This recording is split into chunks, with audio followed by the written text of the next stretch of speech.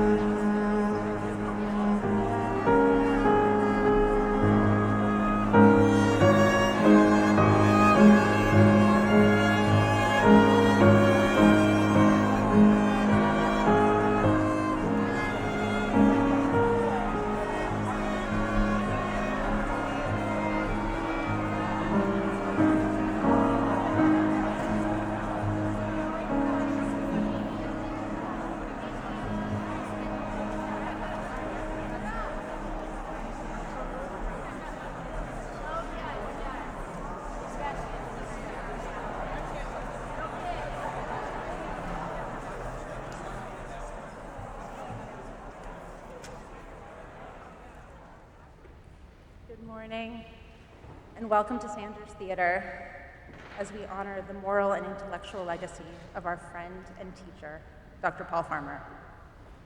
First, many thanks to our quintet, all members of the Harvard community, Dr. Christine Shrock, Ellen Shrock, Dr. Lisa Wong, Grant Riew, and Solon Gordon. We're pleased to share that this memorial program is being live streamed and recorded, and we welcome all of our friends from around the world who are unable to be here in person today. At this time, we ask you to turn off your cell phones and pagers, and please refrain from any photography during the memorial program. As you will see, included in your printed program is an insert with helpful information about the schedule of the day and a diagram of Sanders Theater, which notes locations of restrooms and emergency exits. Following the memorial program, we will proceed to Seaver Quad in Harvard Yard for lunch. Seaver Quad is a 5-minute walk from here, and we will have staff along the walking route to guide you. Lunch will be under a tent and protected from the rain.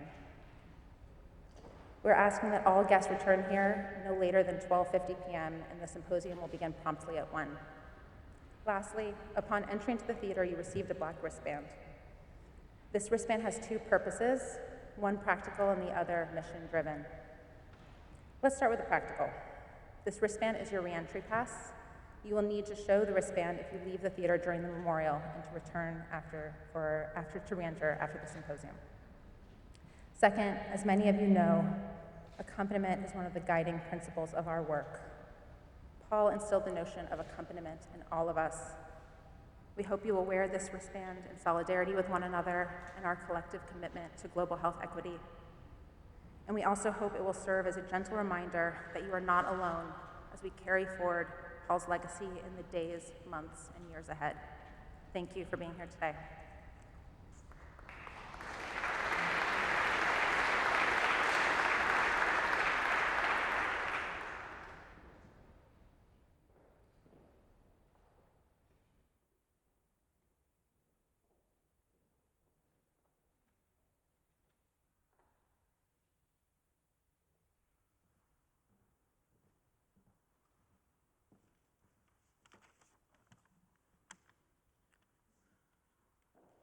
President Larry Bacow, Virginia Farmer, Dee Bertrand Farmer and family, fellow colleagues, distinguished guests, good morning and welcome to the celebration of the moral and intellectual legacy of Dr. Paul Edward Farmer, distinguished scholar, compassionate physician, and global humanitarian.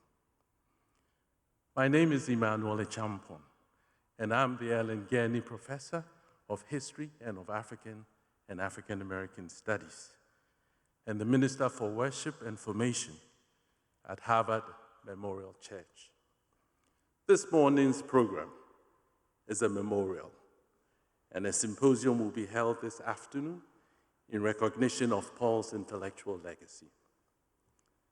In March this year, I attended the celebration of life for my friend Paul at Trinity Church in Boston.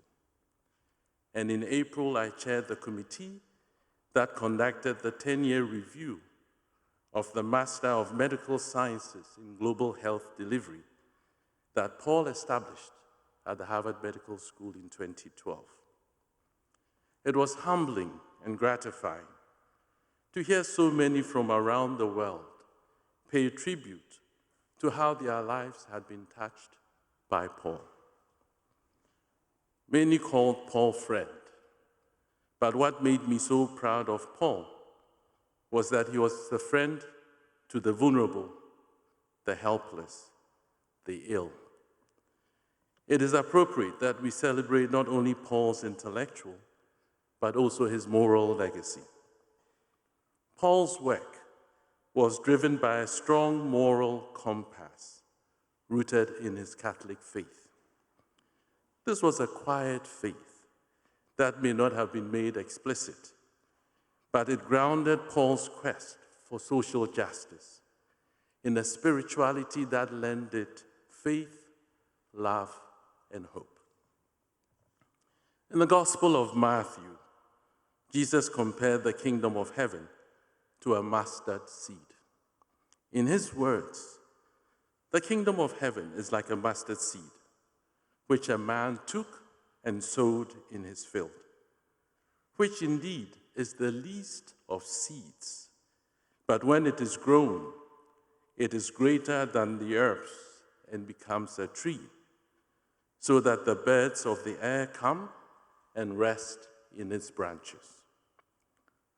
Paul was a giant tree that grew from a humble seed, and many from around the world, Haiti, Peru, Sierra Leone, Rwanda, Boston, found rest in its branches. We thank God for the gift and the blessing of the life of Paul Edward Farmer.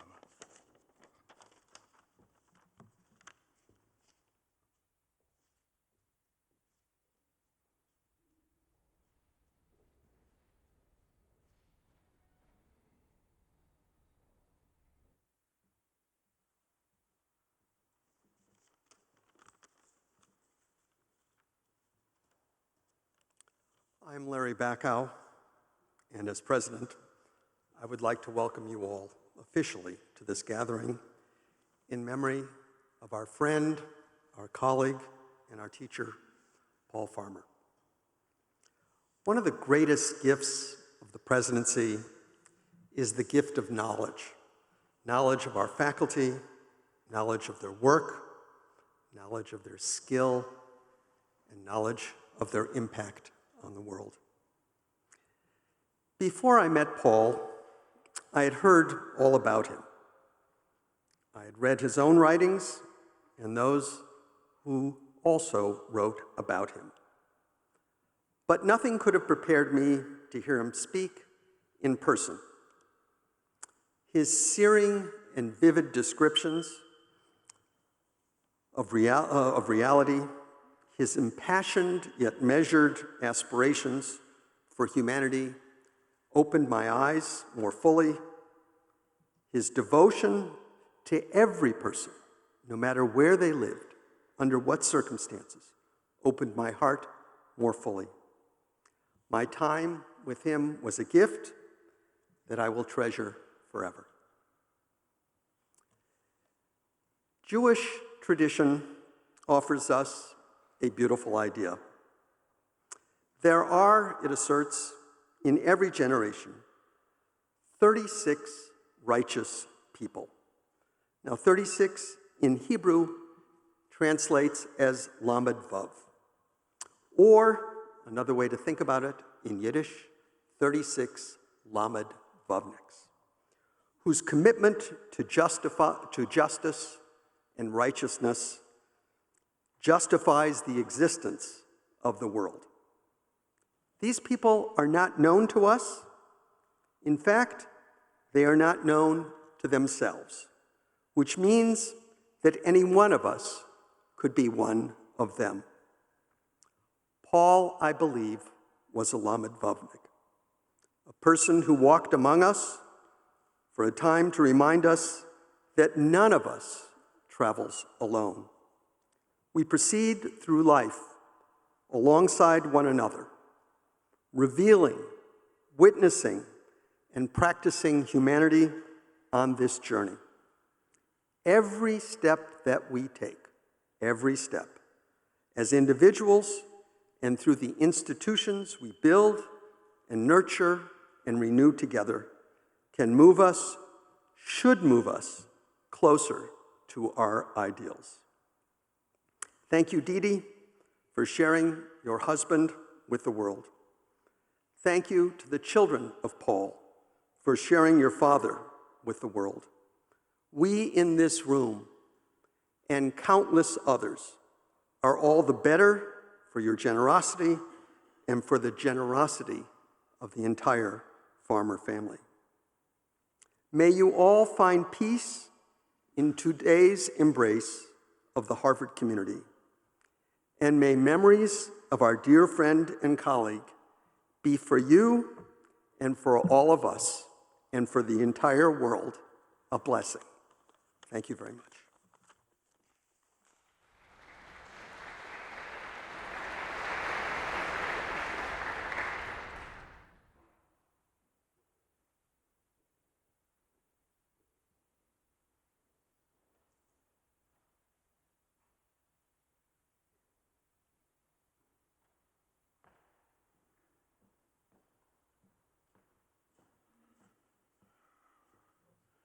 President Bacow, my colleague Emmanuel Champong, Didi, and the entire Farmer family. I'm Arthur Kleinman. The Paul Farmer we are here to memorialize today is a world historic figure.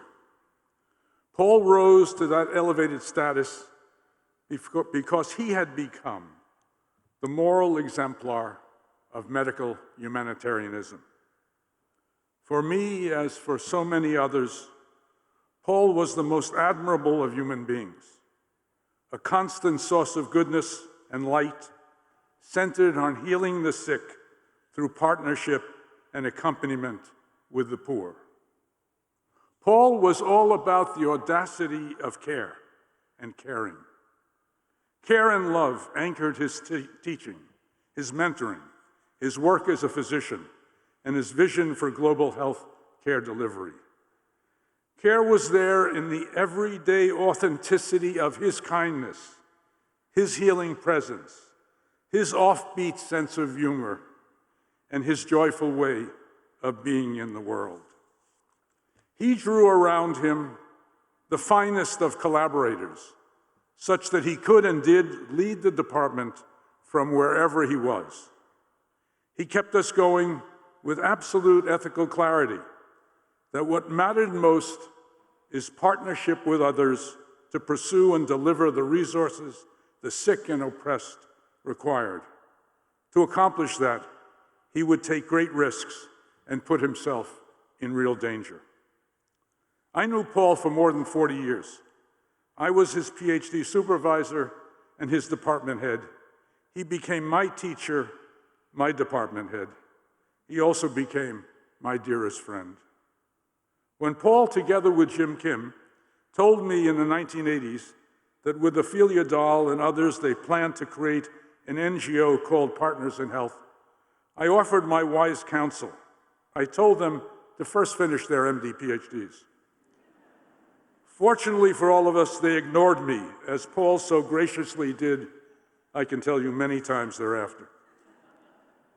But Paul did finish and caused a minor sensation in the Department of Anthropology when he turned in an 800-page PhD dissertation in 2 volumes. Paul led with an entirely unorthodox style. In faculty meetings, he literally spent most of the time inquiring how each of us was doing. This barely left time for the agenda, yet somehow the department thrived and we all left those meetings feeling uplifted.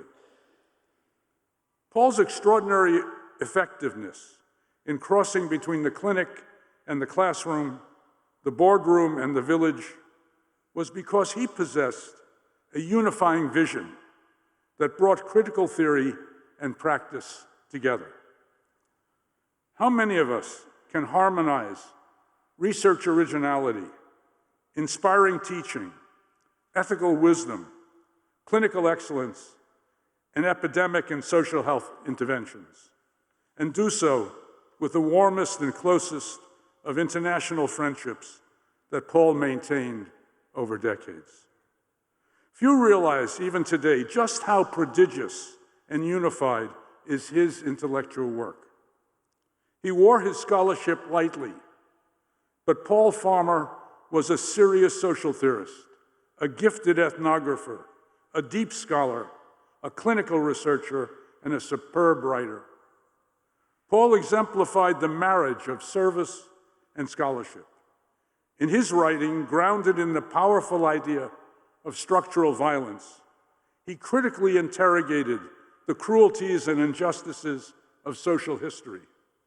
He drew from diverse sources: political economy, liberation theology, historical analysis of the slave trade, the colonial roots of global health institutions, the social epidemiology of racial disparities, and the histories and ethnographies of the poorest of peoples with whom he worked. But he also drew upon the science and technology of his specialization, infectious diseases, in bringing what he called critical pragmatism and pragmatic solidarity into medical and social interventions and public advocacy. Like the early founders of social science, including such Harvard luminaries as William James and W.E.B. Du Bois, Paul insisted that the purpose of knowledge of the relationship between the mortal insults of history and the suffering of today was to put that knowledge to work in particular local settings to improve lives and remake society. As a university professor at Harvard, he maintained that the university needed to be out in the real world, responding to its acute threats and chronic problems with strong scholarship and rigorous research that supported the science of implementation. His major books, which are internationally influential, from AIDS and Accusation through his last and scholarly masterpiece, Fevers, Feuds, and Diamonds, together made the case. Among other things, they challenged the model of scarcity, which holds that for the poorest, prevention can only be the goal, not the best of contemporary medical and social care. In contrast, Paul contended that resources almost always could be mobilized to provide both care and prevention. He also envisaged, and together with his colleagues, famously partnered with Haitian, African, and Latin American community carers and practitioners so that they would become the key players in healthcare systems, development projects, and epidemic responses. He raised hundreds of millions of dollars to support these efforts because private donors and foundation leaders were convinced as much by his moral actions and local knowledge as by his extraordinary results he and his colleagues achieved through research and direct action.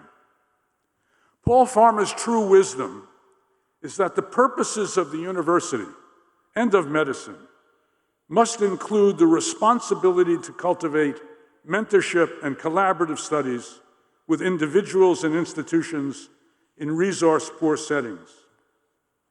This animated so many students, academics, and practitioners. It also inspired supporters, donors, and policymakers to reimagine global health action, including in our own country, as a way to reduce health disparities and achieve societal transformation. Yet his vision of social justice is more radical still, calling as it does for reparation and redistribution. Those of us here today share the aspiration, I'm sure, to truly honor Paul's achievements. Harvard was his intellectual and professional home, the natural place to create in his name an enduring legacy in teaching and in research and in clinical work. But just as surely, Paul came to represent Harvard around the world. If Paul were here, I'm presumptuous enough to think he would affirm that Harvard, and really all of us who are part of it, or of other privileged institutions, need to ensure that the highest intellectual standards and commitment to diversity are matched by our efforts at moral education for the social good. Paul Farmer embodied goodness. His own life was the very model of mercy and healing. He called each of us to care for others. He drew out of us a passion to serve a higher purpose. Today is a ritual of social mourning. Like all such rituals, it is a time to mourn our loss and to revive our commitments.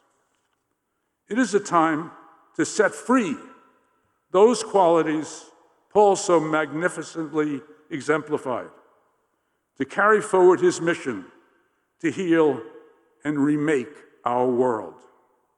As he accompanied so many, now we, in his footsteps, accompany others.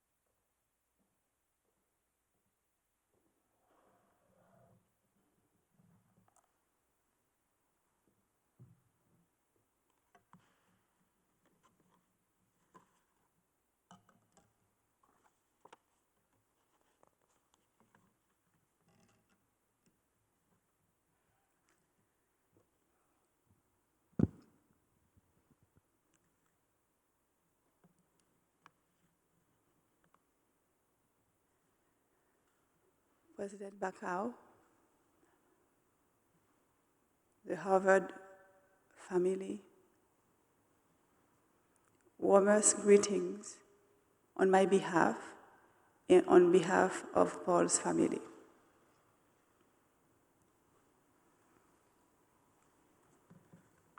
The past 7 months have been long and challenging, filled with personal and collective grieving, since the monumental loss of our beloved Paul, who passed away early this year on February 21st, 2022, in Butao, Rwanda.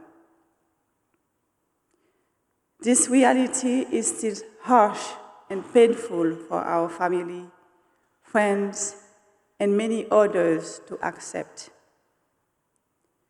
Our son, Charles Sebastian, celebrated his birthday on February 22nd, a day after Paul's passing. He will have to carry this painful memory for the rest of his life. Dad has gone too soon.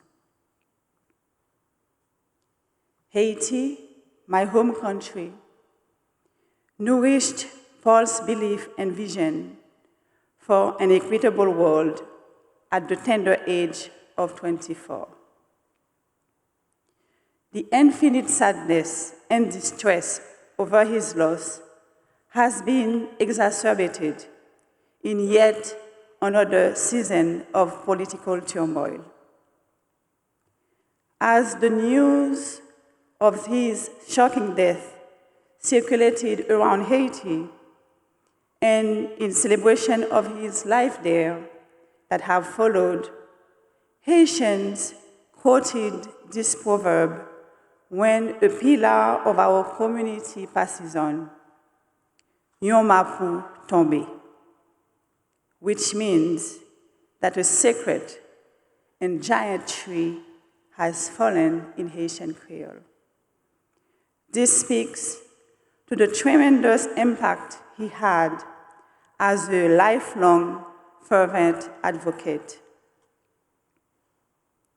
Paul's journey throughout his life was one filled to the brim with compassionate love, service, giving, abundant patience, and intense energy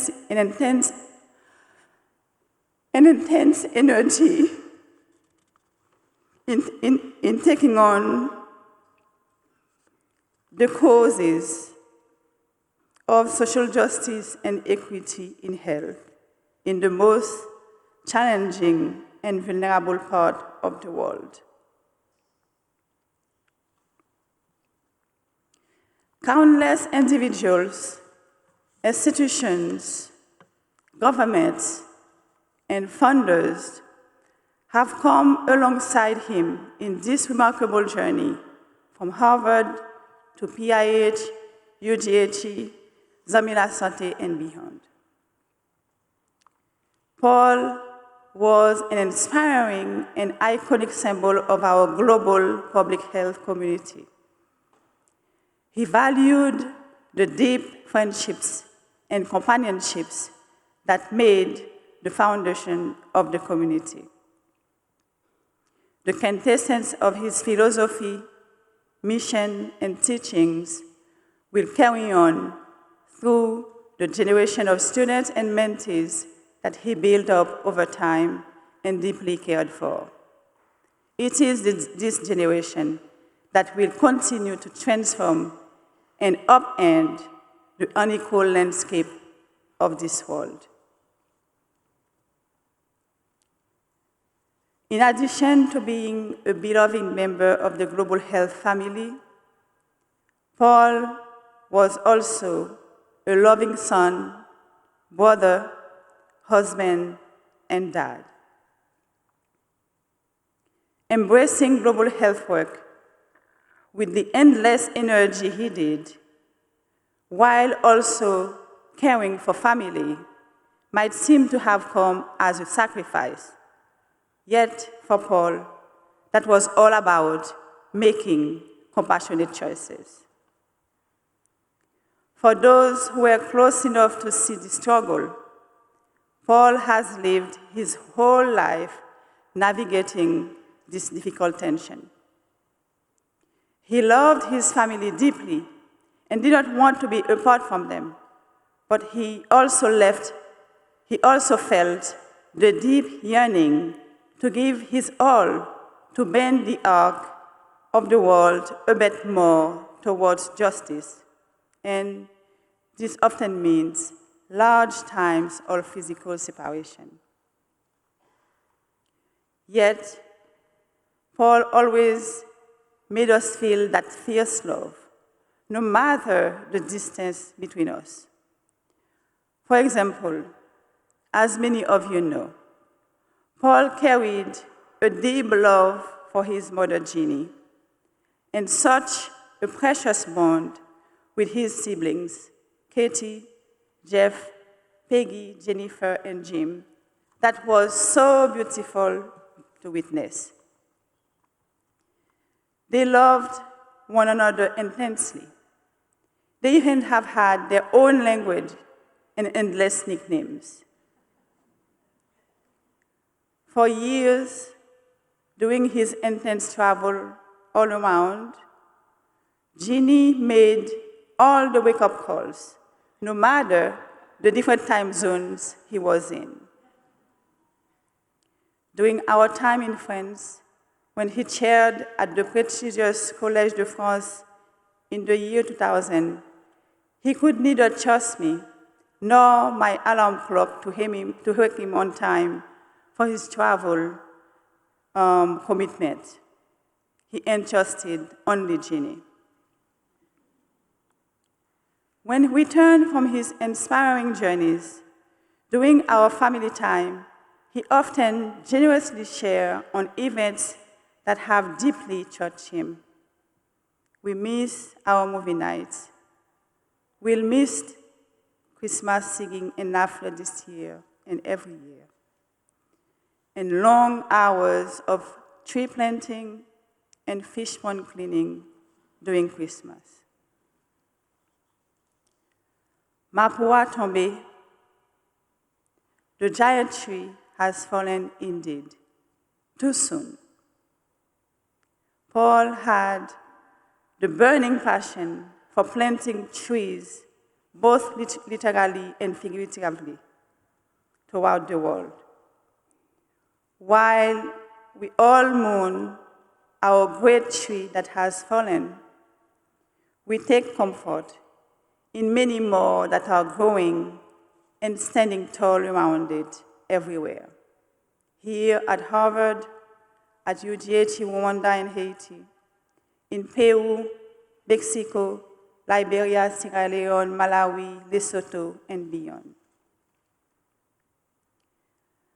As we gather here in this storied room at Harvard, the institution that has shaped nurtured and channeled Paul's vision to its pinnacle. Teaching, partnership, companionship have been front and center to make the impact that Paul had. We all now have the moral responsibility to continue this mission, and even with greater intensity than before. Ensemble, n'a avancé. Together, we will move onward in carrying out Paul's vision for global health, equity, and justice for all, through teaching, partnership, and true solidarity and accompaniment. To close, I leave you with this epigraph from Paul's last book, Fever, Feuds, and Diamonds. It's a quote from William Stafford in The Way It Is, written in 1993, that speaks to Paul's vision. It's read: there is a thread you follow. It goes among things that change, but it doesn't change. People wonder what you are pursuing. You have to explain about the thread, but it is hard for others to see. While you hold it, you can't get lost. Tragedies happen, people get hurt or die, and you suffer and get old. Nothing you can do can stop times unfolding. You don't ever let go of the thread. I encourage everyone here today to never let go of this thread, the thread of global health, equity, and social justice for all. Thank you to all of you who have contributed to making Paul's short life valuable to the world.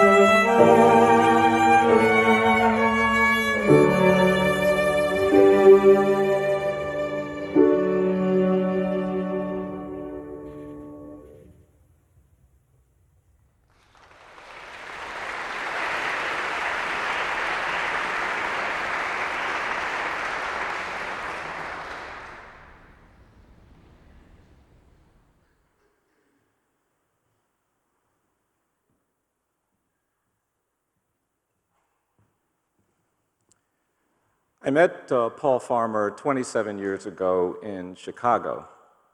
I'd been honored with a MacArthur Fellowship. And on the trip to Chicago, I saw all of the people who were going to be gathering there. In those days, they would bring all of the MacArthur Fellows together, and I was completely nervous about the fact that there were so many extraordinary people I'd finally have a chance to meet.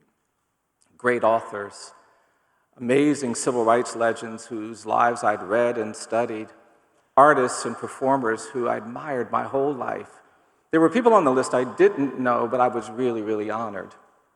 When I got to Chicago, Paul sought me out, and he came up to me and he told me that I work with people who are poor, people who are disfavored, people who are marginalized, and I try to save their lives just like you do.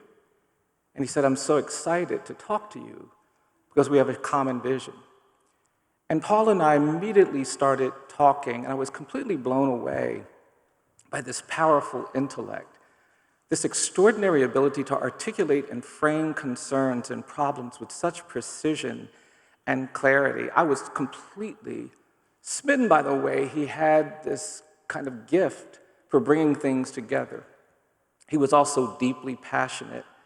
And I loved that he was so compassionate. Even though I'd planned to spend all of this time with all of these other people, Paul and I spent the entire weekend together. We were just lost in conversation. We were discovering things about one another. I discovered that we were almost exactly the same age. He was 3 weeks older than me. And later on in life, when we would rarely, every now and then we'd have some disagreement, he would always say, well, you'll agree with me a little later when you're older, in about 3 weeks probably.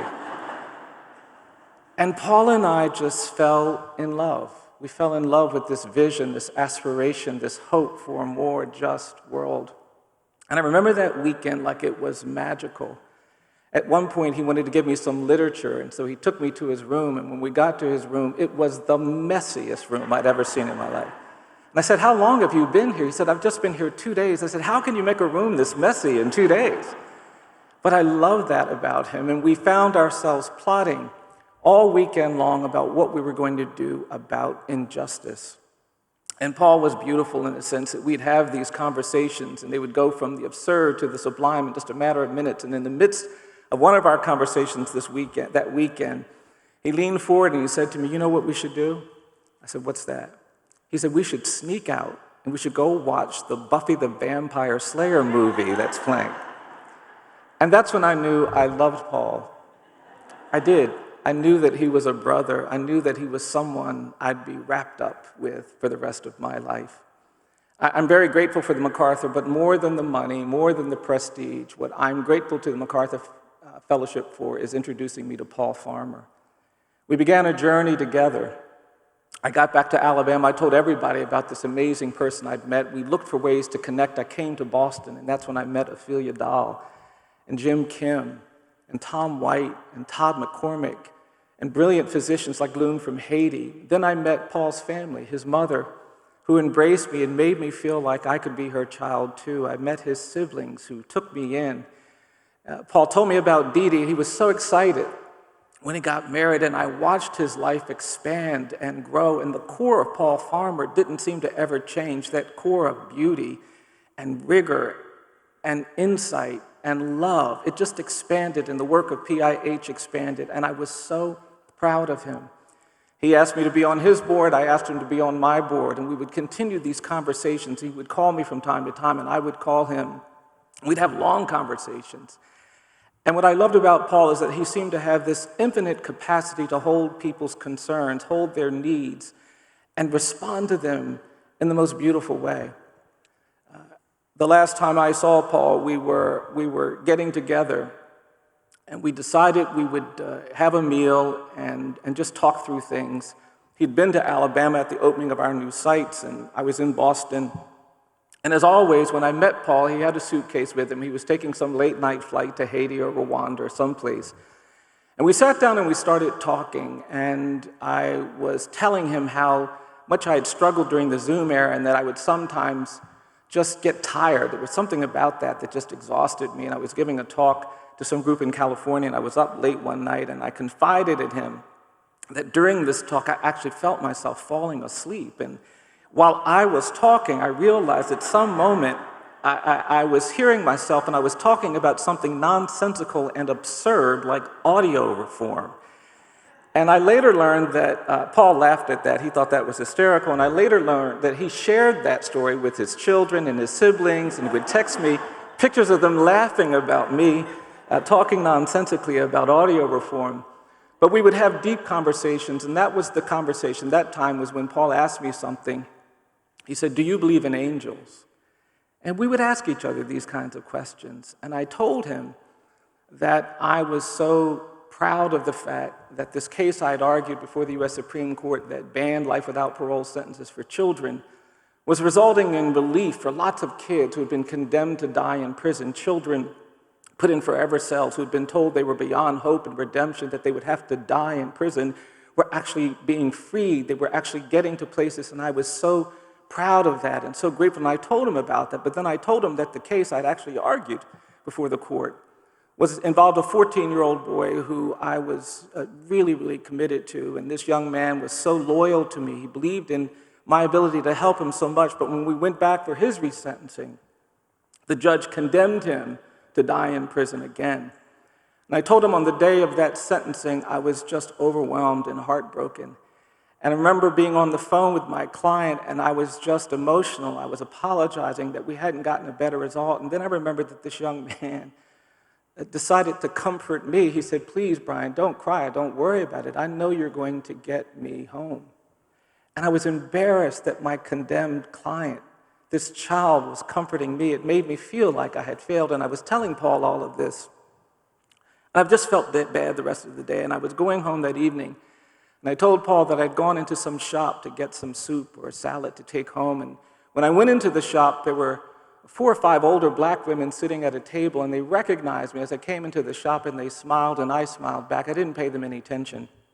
And then I went over to the counter, and I got my soup and my salad, and I was leaving. And just as I was about to walk out of the door, one of those older women, she shouted across the restaurant. She said, "Hey, come over here." And I looked around, and she pointed at me. She said, "Hey, come over here." And I was embarrassed because she was really shouting, and I walked over to her. And when I got over there, she said, "Lean down." And I didn't quite understand what she was saying. She said, "Lean down." And I leaned down, and when I leaned down, she rose up a little bit, and she put her hand behind my head. And then she leaned up, and she kissed me on the forehead. And then she looked me in the eye, and she said, "You keep on keeping on." And I didn't know what to say. And so she said, go home, just go home." And I got in my car, and I told Paul that when I got in my car, I cried, I laughed, but then I felt better. And I told Paul that story because I said, I believe she was an angel. I don't know anything about her life. I don't know anything about what she does, but I believe this was a person who understands the power of grace, the power of beauty. This was a person who is actually open-hearted enough to lift other people up. And I said, that's why I believe in angels. I believe there are people who understand the power of grace, that understand the power of beauty, people who can lift one another up. Paul and I kept talking. We probably talked about all kinds of absurd things, and it was time to go. And we hugged each other as we usually do before we parted, but this time, Paul just seemed to hug a little tighter. He lingered a little while. And just before I pulled away, he reached up, and he kissed me on the forehead.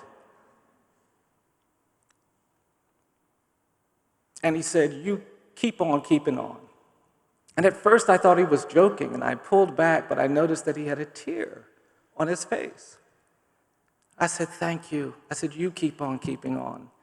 And Paul Farmer is the only person in my life who had this amazing ability to hold a tear and a smile at the same time. And he smiled and he said, "No, you keep on keeping on." And of course I said, no, you keep on keeping on. And we left each other childishly shouting at each other, keep on keeping on. And he was intent, we were both intent on being the last one to say it, but because he was 3 weeks older, I gave in. And he said, you keep on keeping on. I believe Paul Farmer was an angel. I do. Not in the sense that he was perfect, not in the sense that he was flawless, not in that sense, but Paul Farmer was someone who understood the power of grace, the power of beauty, and the power of love. Paul Farmer was all in. He had this amazing, infinite capacity to lift people up, and that's what angels do. I am persuaded that Paul was a visionary, and I don't think the dream of visionaries can be buried in graves. I don't think the spirit of a visionary can be held by a tomb. I do not believe his life force is buried in some ground. I think it's all around us. And those of us who believe like he believes that we have to confront oppression, that we have to overcome injustice, that we have to bring down the barriers that create unjust applications of healthcare, that we have to heal the world, those of us who share that vision need to tap into that vision, that life force that is Paul Farmer. It is all around us. And I am persuaded that when we hold on to it, we hold on to the most important thing about Paul Farmer, which was his infinite capacity, his dream of healing the world. I sometimes think about what it means to live a life like his. And what I want to say to his family, his precious, beloved family, that I want you to know that I know that Paul cared so deeply.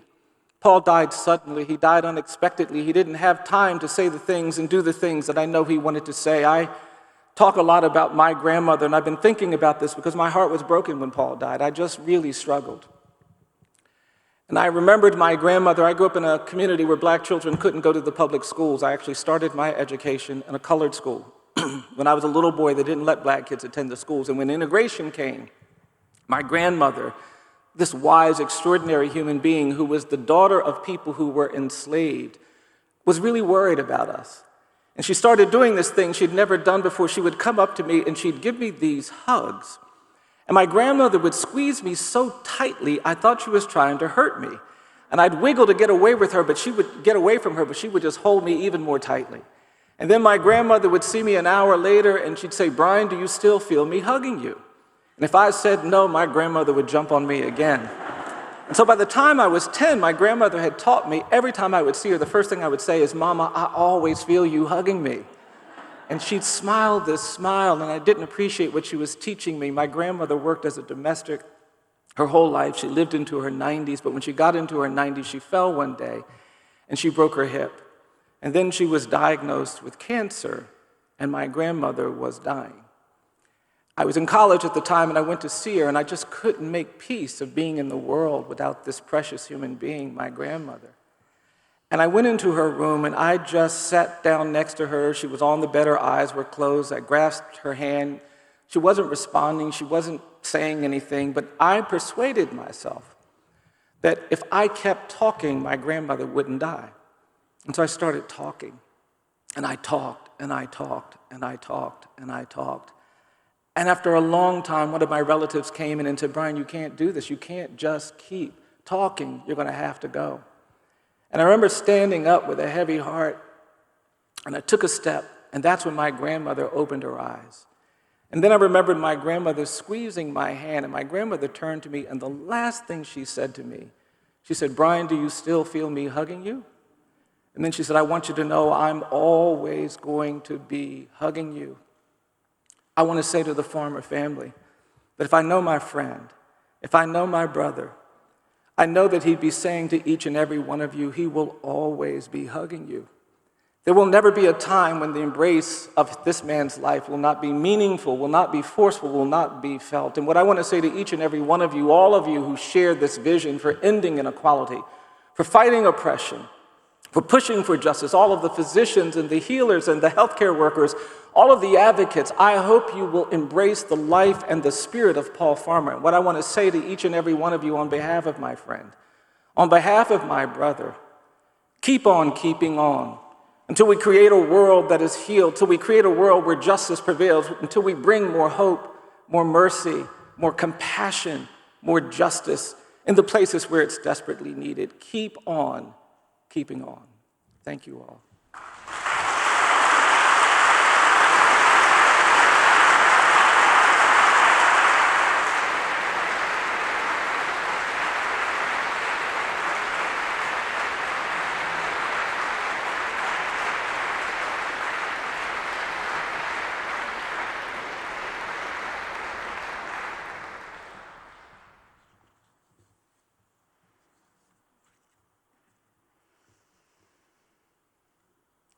The fox knows many things, but the hedgehog knows one big thing. So wrote the Greek poet Archilochus in the 7th century BCE. Many centuries later, the philosopher Isaiah Berlin wrote a famous essay on Tolstoy in which he rehashed the idea that people could be classified as foxes or hedgehogs. Berlin acknowledged the shallowness of such distinctions, but he also claimed that all classifications throw a light on something. Today, I want to share with you the light that this distinction has cast for me on my friend and mentor, Paul Farmer. The fox knows many things. Paul certainly knew many things. The breadth of his learning and scholarship was astonishing, even intimidating to those of us in his department. You might think it was enough to be an accomplished infectious disease clinician and a groundbreaking anthropologist. But Paul's expertise went far beyond that. He taught economics and philosophy with Amartya Sen. He wrote liberation theology with Gustavo Gutierrez. His last book, was a sweeping history of Sierra Leone. His blueprints for hospitals and plans for hospital gardens revealed yet another dimension of this extraordinary intellect. And not only did Paul know many things, but he wanted us, his friends and faculty, to also know many things and to integrate those things into our scholarship and our practice. After Paul died, I read a memorial written by his longtime friend and fellow anthropologist, Adia Benton. She referred to his commitment to being an undisciplined thinker, to actively undermining the disciplinary silos of academia. My colleague, Matt Bonds, who's here today, told me he thought that the source of Paul's creativity was his refusal to stay within the boundaries of academic disciplines and his unique ability to connect and integrate. In other words, to undiscipline the field of global health. If knowing many things makes one a fox, Paul was as foxy as they come. He also knew many people, and one of the most remarkable things about him is that he knew them all deeply. Speaking at Paul's memorial service at Trinity Church last spring, Ophelia Dahl said that if Paul had been there, he would have wanted to acknowledge all of those present and the many hundreds who were listening in from afar. And he would have done so with a personal aside for each of his mourners, some humorous tidbit drawn from his prodigious memory of previous shared conversations, a demonstration of his deep interest and connection with so many friends. But Paul was fox-like in more ways than in the breadth and depth of his knowledge. The fox plays a prominent role in the mythology and folklore of many different cultures. For some tribes of the American Southwest and Mexico, the fox is an irreverent trickster, while among some Northern Californian groups, silver fox and coyote are the creator gods of the earth, wise and compassionate guides. In the Apache myth, fox is a Prometheus-like figure who stole fire from the gods to bring its comfort to mortal beings. One of Paul's most endearing qualities was his puckish mischievousness. He would often preside over faculty meetings with all due decorum, only to be texting irreverent and often hilarious commentary to those of us sitting around the table, so it was almost impossible to keep from laughing out loud. But like the fox of the Achuwami, he also served as a guide to many of us, providing the insight and context that helped us overcome the frustrations we encountered in our daily work. And while I'm not sure if the fire that animated him had been stolen from the gods, I do know that he shared this fire with all of those he worked with, and that he tended to the flames in each of us whenever they seemed to falter. But despite all this foxishness, I feel that Paul was a hedgehog. Archilochus apparently never made quite clear what exactly the one big thing is that the hedgehog knows. Some readers suggest that it was a simple but effective defense strategy of rolling into a ball covered with needle-like spikes. And it's true that Paul could be prickly at times. I recall some years ago when I was the target of that prickliness. I once got a funny text in the middle of a department seminar, and I wrongly assumed that the text had come from a friend in the audience. I am embarrassed to say that I wrote back commenting on Paul's recent haircut. OMG, what on earth happened to Paul's hair? It was only when I didn't get a response that it dawned on me that I had sent this message to Paul himself. Neither of us ever mentioned hair again.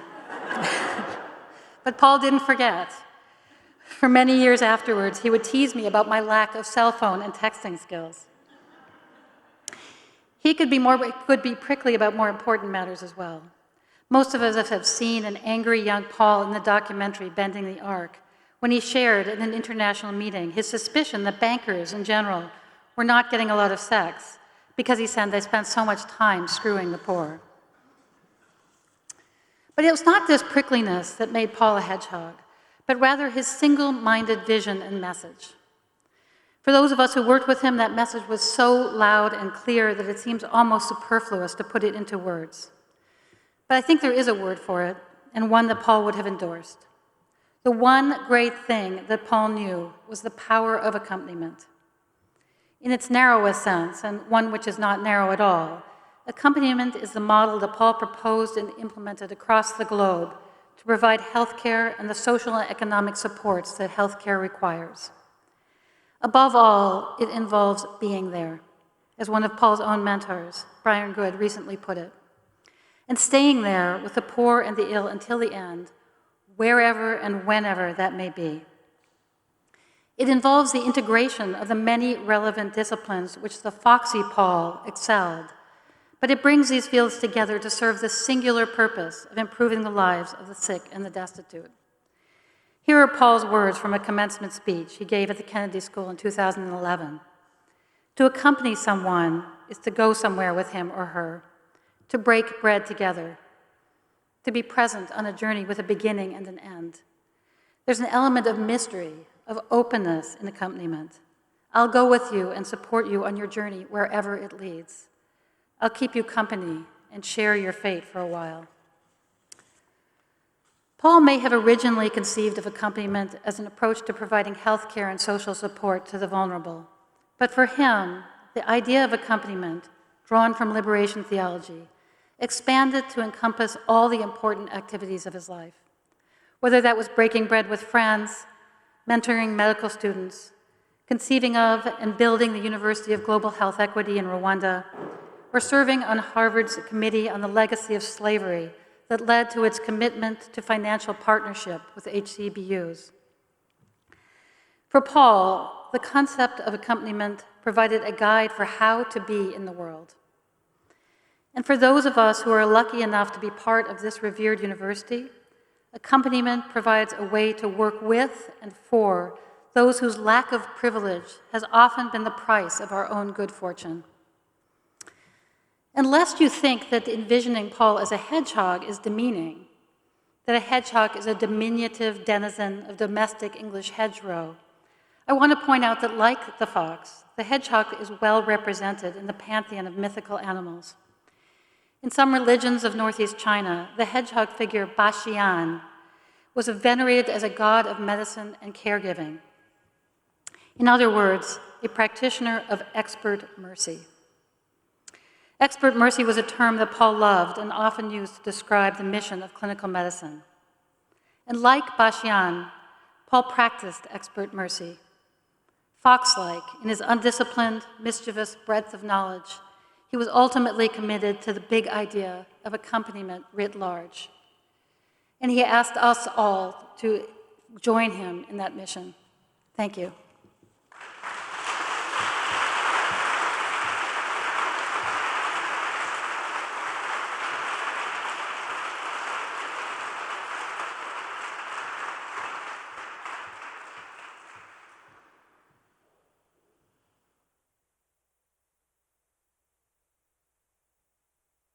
I want to start by extending my condolences to all of Paul's family, friends, colleagues, and students. Paul Farmer is that rare person who connects to a moral truth and devotes their entire life to helping those who need it and inspiring other people to come do the same. I never met anyone like Paul. He was a moral leader. He was a mentor. He told us that injustices shouldn't be allowed. In Haiti, in Rwanda, his organization goes out into very tough places and they bring in doctors from the US, but over time they are training the local people and providing levels of health service that most people would say should be out of reach. This is going to be a new hospital. He innovated on how you can help an entire community even beyond their health needs. In Haiti, Paul learned to speak in the local language. And as we'd go to a new group, at the start, often somebody would give kind of a long thing and we'd sit there and wait for him to translate it. They were saying, almost certainly saying, "Hey, Dr. Paul, you saved our lives. It's incredible. We're so glad you're here. You bring these new medicines. You train people." He wasn't going to pass that along, speaking about himself. So he would just say obligatory praise. He wanted to get to the meat of, okay, what more can we do? And, let's hear that. He instructed, he inspired, and he loved his teaching at Harvard. He knew he could find people there to convert to his cause. He knew the university, believed in his work. Well, there aren't many real heroes where the purity of their commitment and their way they articulate those values inspires, millions of people. We'd all aspire to be like that, but very, very few are. And it's a tragedy that he died young. I hope Paul's values and dreams stay strong, even without him here setting such a profound example. We'll never have another Paul Farmer, but we need people who are at least somewhat like him. Brilliant about healthcare in the developing world, passion for saving lives, commitment to the belief that deaths anywhere are just as tragic as deaths here in the United States. So all of you who are carrying on Paul's mission, making the world healthier and more equitable, are doing justice to this amazing person. You gotta love this job. That's how we all need to honor his incredible legacy.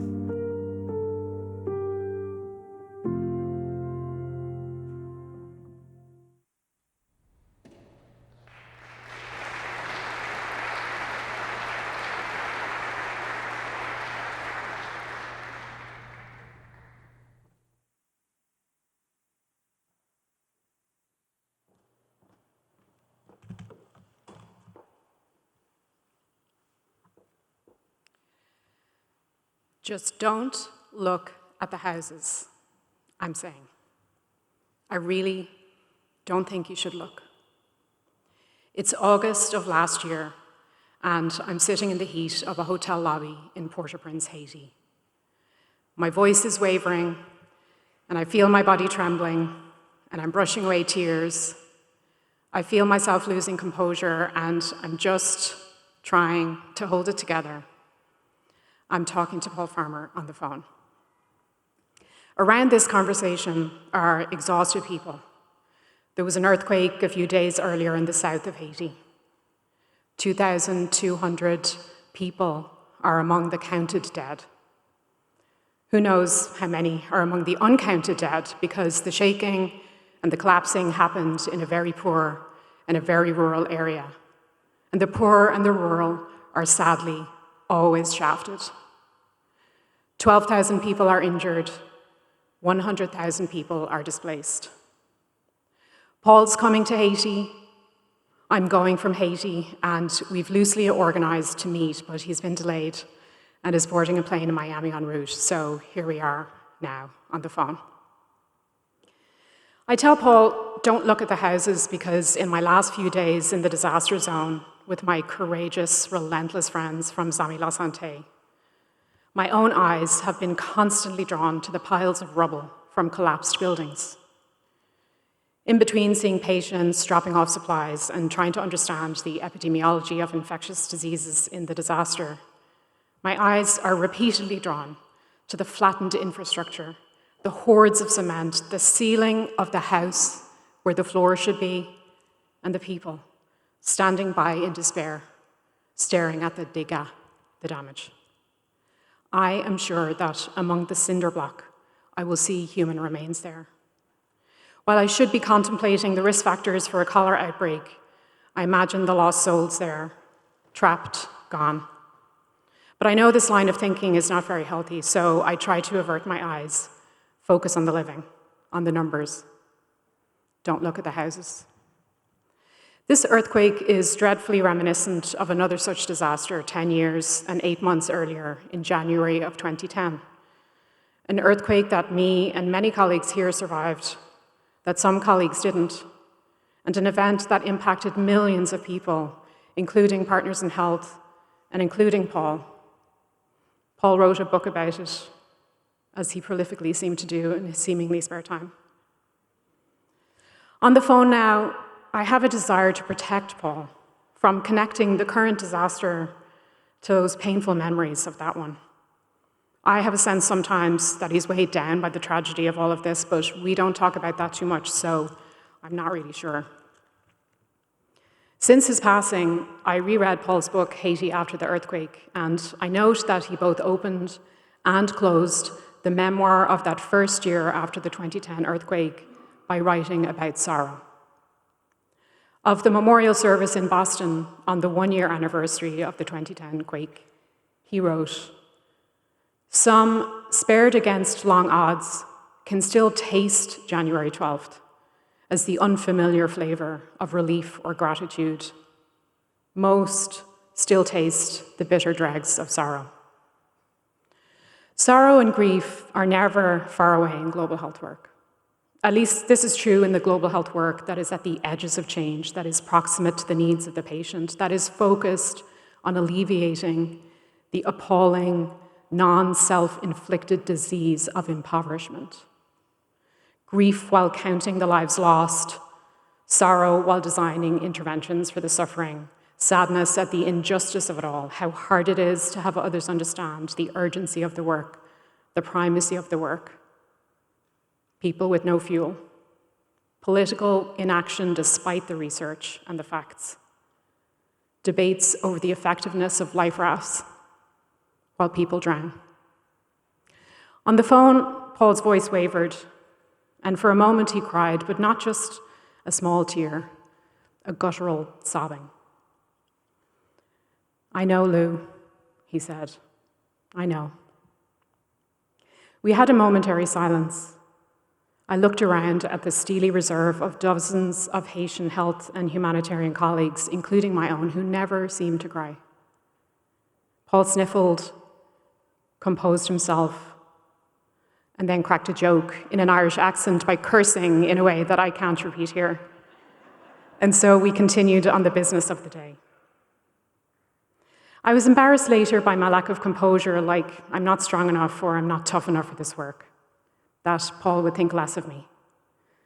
Don't look is what I told Paul because I had been finding the sorrow of those days intrusive, unproductive. I didn't really think it had its correct place in the balance of my work and my feelings. I wanted to push it away and to send it away. But in fact, I had also experienced real joy in those previous days too. The joy of service, the joy of accompanying others in their time of difficulty, the joy of street food very late at night, the hum of a generator lighting the only light on the street and piping hot fried plantains, the joy of a welcoming place to sleep after navigating a bridge that was down and a long drive home in the dark, the joy of doing the right thing with friends.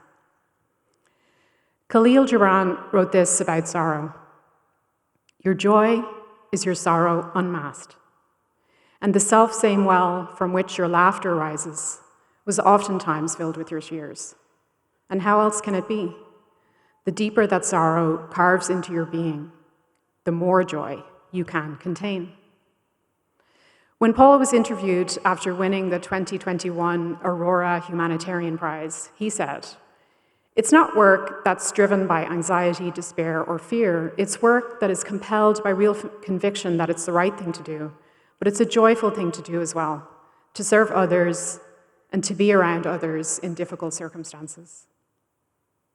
While our regular dalliance with grief and sorrow in global health was not enough training to prepare us for losing Paul so early, I know that this deep sorrow that I feel, that we all feel, is a testament to the love and joy that being connected to Paul in some way or other brought all of us. A few days after our phone call, when Paul had returned home, he texted me to say, "By the way, I am not for one moment sorry for the tears." I asked Paul not to look, but Paul is the one who reminded us all to look and take action, to look and to do, to look and to bring expert mercy to solve the hurt, to look and to bring our moral and intellectual selves to treat the maladies, to look and to bring our institutions with us and help them look and see and act, and to do all of this from a place of joy and love. I hope we can fill the deep scar of Paul's passing with renewed hope and compassion and expertise, and that we will fill our lives and our life's purpose with the joy of doing this work intricately, as it so often is, interlaced with the sorrows. Nap garde polo, nu pap lage. We're looking, Paul. We'll keep looking.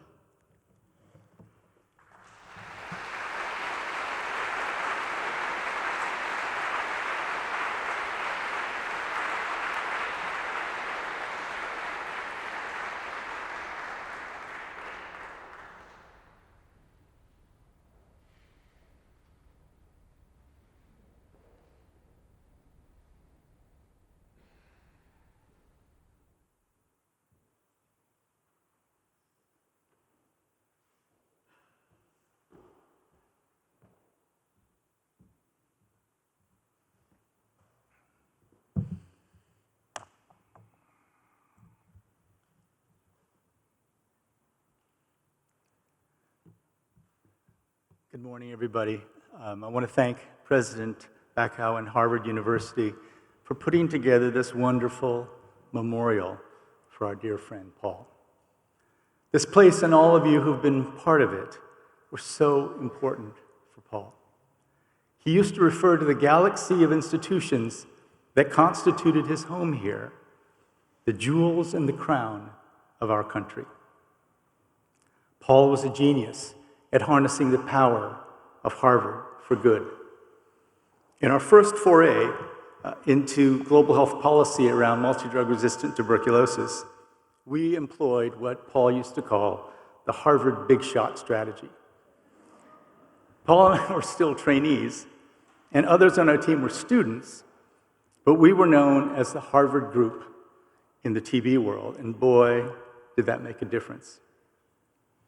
For Paul, the Harvard institutions and Partners in Health made up the perfect partnership to tackle the world's most difficult and important health problems. Paul had huge ambitions for this alliance, and he insisted on bringing everyone into the tent. Students, of course, were essential to the endeavor. And while the foundation of his worldview was to make a preferential option for the poor, he also made a preferential option for students.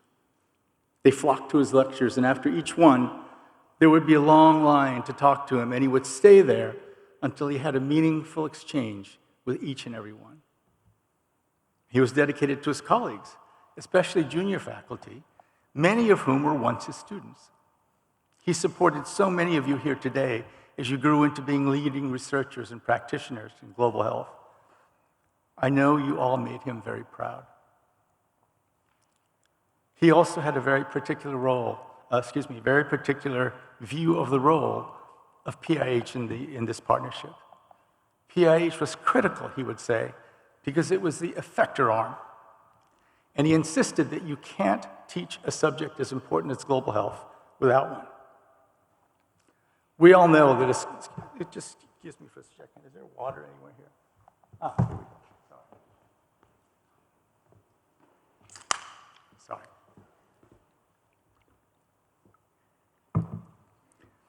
We all know that his scholarly work, the institutions he built, the patients he healed, and the students he nurtured will keep his spirit alive for many years to come. But having had the great privilege of watching and learning from him for 4 decades, even more than his achievements, it was his way of being in the world. Indeed, his habits of the heart, habits of the mind, that are his most important and challenging legacy. Paul brought to the world what the Italian philosopher Antonio Gramsci called a pessimism of the intellect and an optimism of the will. Scholars debate, but seem to argue that for Gramsci, this meant that one should have a clear-eyed view of how bad things are without losing hope. Paul had an intimate knowledge of extreme poverty around the world, and he was a champion for the kind of research and service that would give us an ever more clear-eyed view of its dimensions. He was also such a powerful source of hope for us all. 25 years ago, in the middle of our MDR-TB fight, we were at a global TB meeting where the air was rife with what Paul would call immodest claims of causality. Otherwise brilliant TB experts were coming up with wild theories to explain away the threat of drug-resistant TB. One very nice doctor from a nice organization that I won't name, but reportedly has no borders, told me that the prisoners in Russia had found a way to hide and not take their pills, even while being directly observed by a nurse in the prison pharmacy. The nurses would give them the pills and watch, but instead of putting them in their mouths and swallowing, they would throw the pills onto their shoulders and hide them in their shoulder cavity.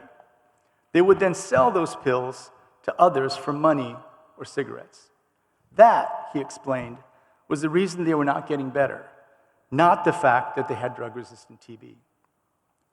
When I told Paul that story, his first response was, "Did you ask him to demonstrate that technique for you?" After we had a good laugh, he said to me, "Aren't you glad we have O for the P, option for the poor?"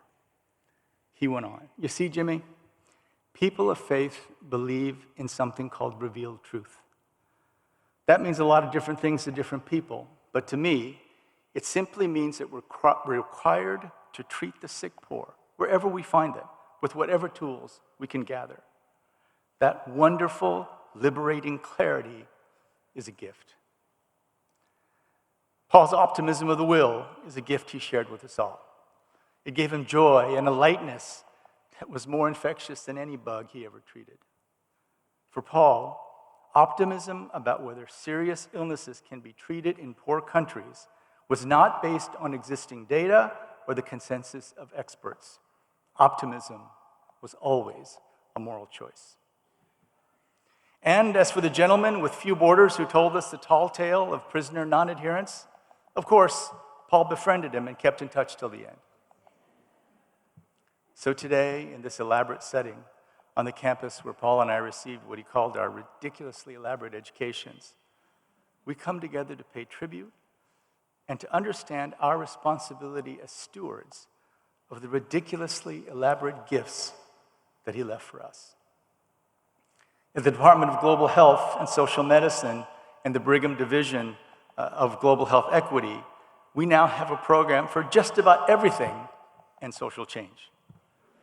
There's so much here, but after months of struggling with the implications of Paul's passing, I realized that beyond the institutions he built, it was his way of being in the world that was both his greatest gift and most daunting challenge. While each of our paths will differ from Paul's, I humbly offer a few ideas about how we might be in the world if we're serious about preserving and extending Paul's legacy. First, we must nurture our own pessimism of the intellect and strive for an even clearer sense of both how bad things are and what we can do to make them better. Well-designed epidemiological studies, clinical research, and building new fields like global health delivery were so important for Paul, and he would never forgive us if we stepped away from pushing forward on each of these areas.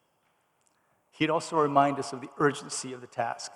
All these efforts exist in a moral context where poverty and inequality are rising, and billions of people will die of what he called stupid deaths. Second, we must nurture our own optimism of the will and get to a place of hope. Paul taught us to be clear about the moral imperative to care for the sick poor and look at data and evidence as conversation starters, not conversation stoppers. There's always a way forward in serving the poor. We just have to work harder to find it. Paul was also wildly optimistic about people. From a young age, he told me that it was difficult for him to hold a grudge when he had a spat with one of his siblings. So he'd write himself a note saying, "Remember, you're mad at K-Tel," or Jimpy, or Jedri, or Jendo, or Pedzi, these nicknames. But he told me that despite his best efforts, he would forget and only discover his notes to self after he had completely dissolved his animus. When it came to people whose political views he despised, he wished desperately to never have to sit next to them on an airplane, or even worse, see them as a patient, because he knew he would end up liking them.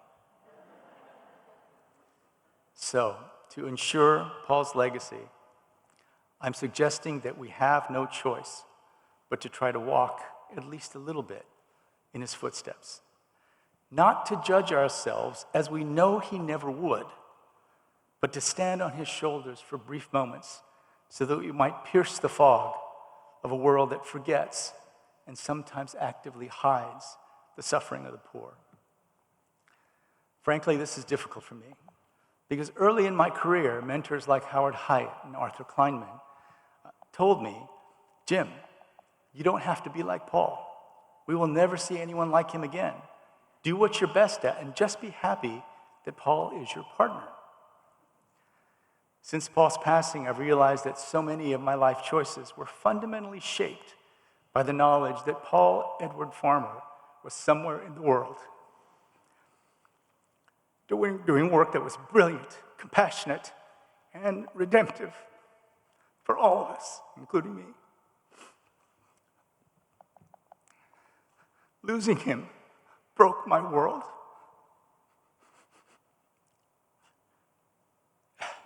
In the midst of a grief that's deeper than anything I've known, every day I'm more inspired by what Paul did, and even more who he was. We now have no choice but to try to be a bit more like him. And maybe, if we all try, even just a little, we can together fill a small part of the gaping hole in our world that emerged with his passing. There is no university in the world that can bring Paul's vision to fruition like Harvard.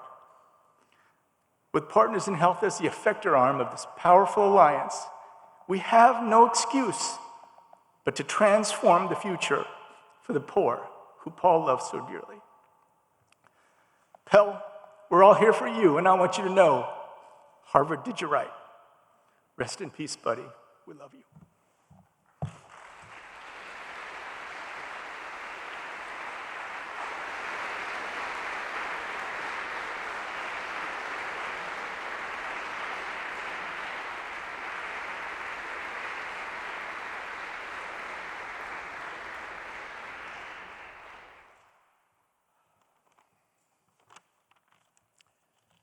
Good morning. I'm George Daly. I'm the Dean of Harvard Medical School. Paul was one of my chairs.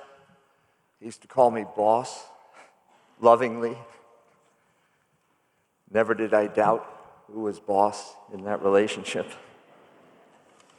But I want to thank everyone who has spoken here this morning. Your words pay elegant tribute to a man who represented the best of humanity and the best of medicine. And Paul raised the bar for all of us.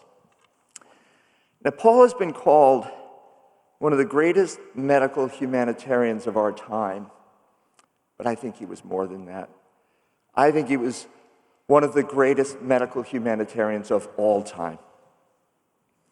Paul reminded us of the highest calling of medicine, to serve those in need. Now, I've noted several times since we lost Paul that he was the heart and soul of Harvard Medical School. But what happens when that heart stops beating? And I've been grappling with that question for many months. Now, I know there will never, ever be another Paul, and that we as a community must find ways to carry on Paul's good work. Paul's optimism, his dogged insistence on solutions would demand that of us. And what I do know for sure is that Paul's heart beats in every one of us. And by channeling Paul's aspirations into concrete action, we evince a collective heartbeat that pumps lifeblood into our scholarship and our service and makes Harvard more capable of effecting change than ever before. Paul was adamant that great universities, especially Harvard, must drive the movement of resources down the steep gradient of inequality, that they must promote global health equity, not as an ancillary pursuit, but as a core value and practice.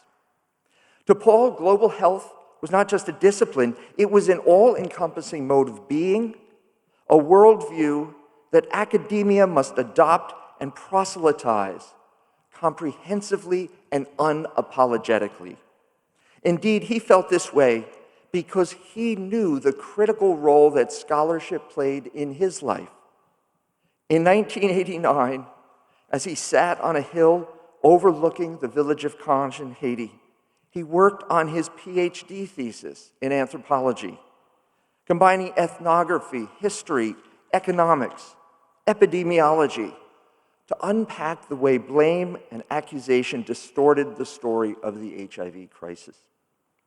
Now, his mind was constantly assimilating ideas from different fields: psychiatry, law, politics, sociology, ministry. And in doing so, he created an entirely new field of thought for future generations to absorb and carry forward. So to live up to Paul's vision, we have a major task in front of us, a responsibility to see patients, all patients, as individuals with complex sources of pain and suffering, both physiological and societal. Paul's memory inspires us to look to the future, to empower our students to internalize a holistic image of health and healing, and to uncover the barriers to well-being that exists for the neediest. Paul's memory inspires us to develop scalable models of care delivery. Paul's memory inspires us to reject the one-dimensional notion of charity and embrace the more unifying concept of equity. Paul's memory inspires us to celebrate and enrich our residencies and our training programs in global health. And Paul would want us, as a university community, not just the medical community, to embrace health equity as a sacred goal of our enterprise here in Boston and everywhere around the globe. So to usher in this era and to rededicate ourselves to his teachings, which will live on at Harvard Medical School and in this great university, we will hear Paul's words spoken by his friends and his family.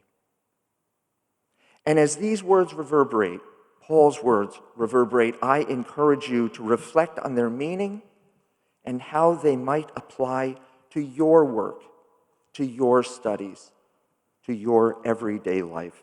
Let us all take inspiration from Paul's words and feel his heart beating in all of us, so that we can all commit ourselves to achieving the ideals of a healthier, more just world. Thank you.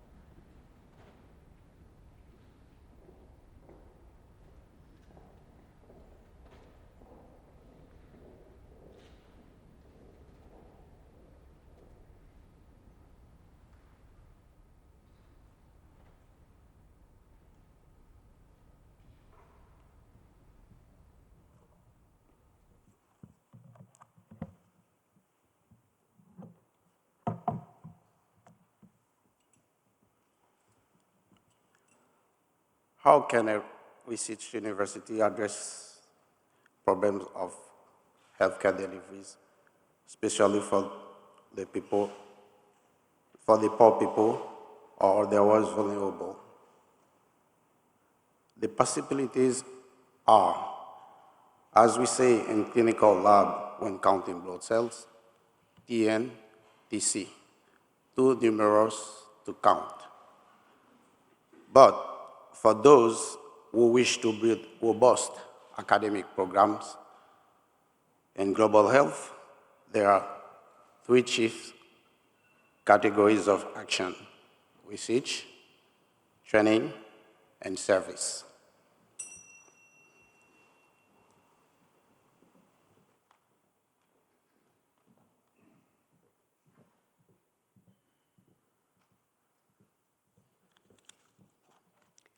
The essence of global health equity is the idea that something so precious as health might be viewed as a right.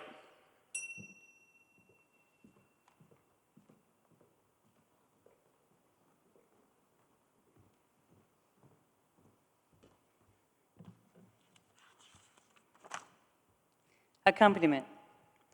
Accompaniment, it is an elastic term. It means just what you'd imagine and more. There's an element of mystery, of openness in accompaniment. I'll go with you and support you on your journey, and wherever it leads, I'll be with you.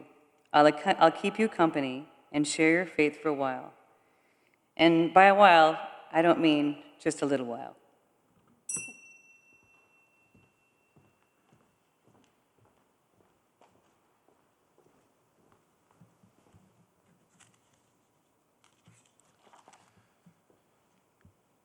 But if you're asking my opinion, I would argue that a social justice approach should be central to medicine and utilized to be central to public health. This could be very simple. The well should take care of the sick.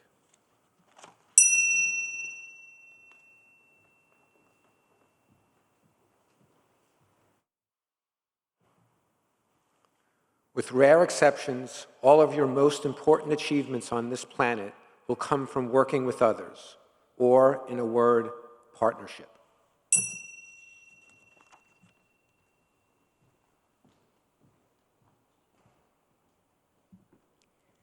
This is not for health professionals only. It's for humans to worry about global health equity. If you want to manage chronic disease like AIDS, TB, malaria, diabetes, major mental illness, cancer, you need community health workers. We want that message lodged in our teaching and in our writing. Most of all, you need persistence.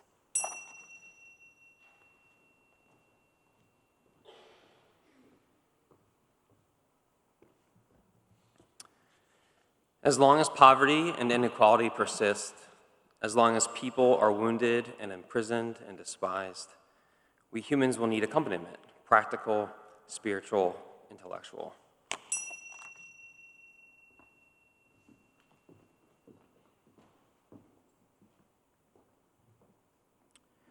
For me, an area of moral clarity is you're in front of someone who's suffering, and you have the tools at your disposal to alleviate that suffering or even eradicate it, and you act.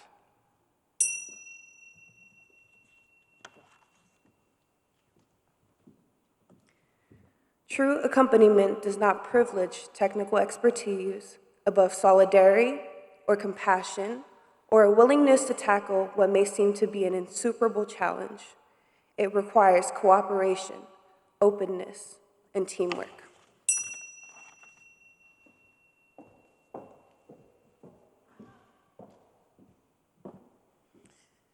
The notion of cultural humility entails acknowledging not that it takes decades to understand another culture, but rather that anyone can learn about another person, another family, another patient, another village or island, another town or district or nation.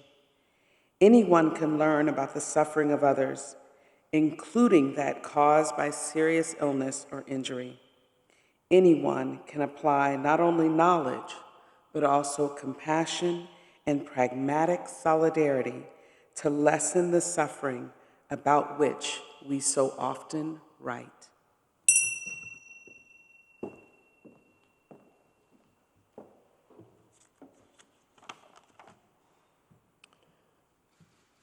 It's easy for me to credit Haiti. It's easy and correct. But it's really Harvard and Haiti and the tension between them. It was that tension between my own good fortune and others' misfortune that got me onto interrogating socialization for scarcity on behalf of others.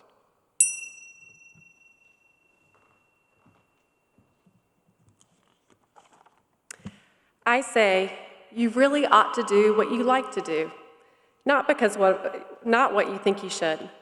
Because if you're going to make a difference in this kind of work, it takes decades. Not everyone wants to be a nurse or a physician. Again, you need staff, stuff, space, and systems, and that requires contributions from many fields, from architecture to management. You're part of a big and diverse team.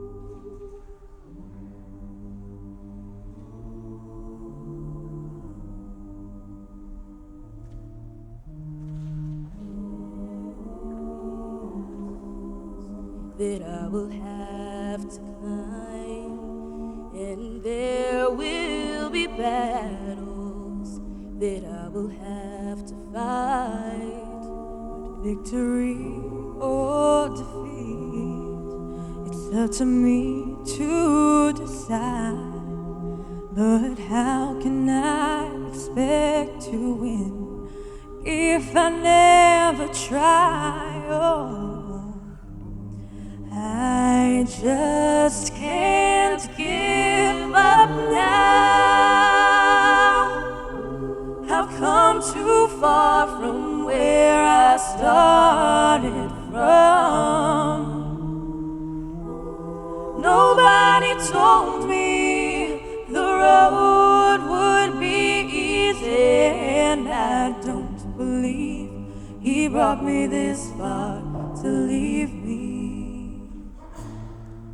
Never said there wouldn't be trials, never said I wouldn't fall, never said that everything would go the way I wanted to go. But when my back is against the wall and I feel all hope is gone, I just lift my head up to the sky and say, help me to be strong. Oh, I just can't give up now. I've come too far from where I started from. Nobody told me the road would be easy, and I don't believe he brought me this far to leave me. No, you didn't bring me out here to leave me lonely. And even when I can't see clearly, I know that you are with me, so I can't.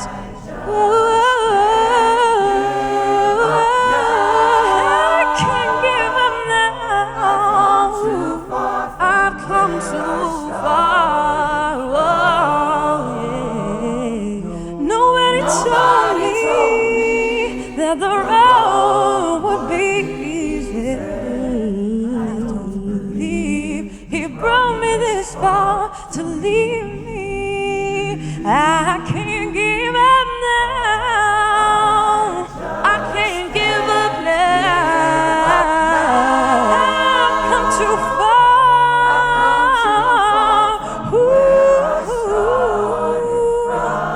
No one said it would be easy.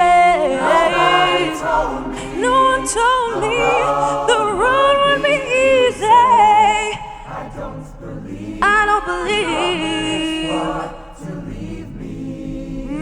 I can't give up now.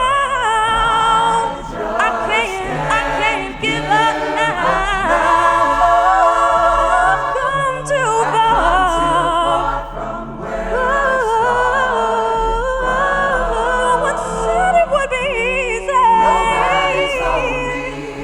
The road would be easy. I don't believe he brought me this far to leave me. I can't give up now.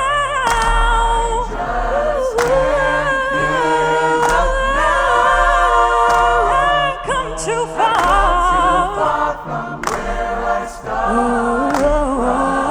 No one said it would be easy. The road would be easy.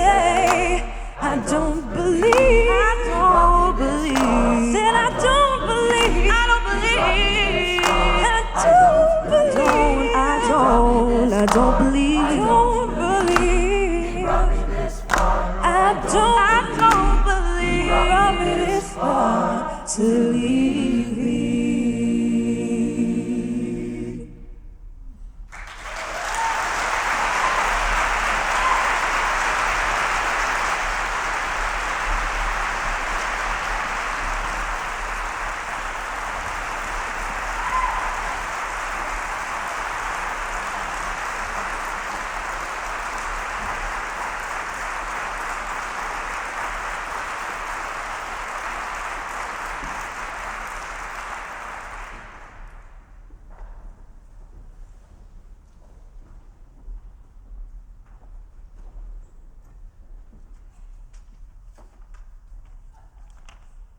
I would like to thank everyone here today for making this such a beautiful memorial. Friends, I close with another parable from Jesus, from the Gospel of Matthew.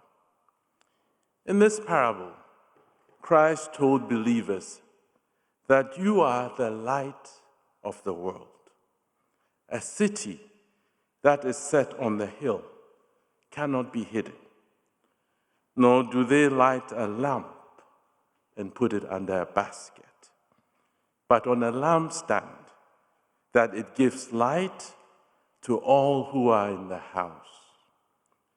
Let your light so shine before people that they may see your good works and glorify your Father in heaven.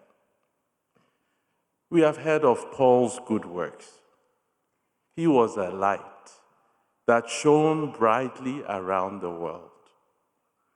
Paul believed in walking in the company of the sick, the poor, the needy, and the vulnerable. In each of you is a light.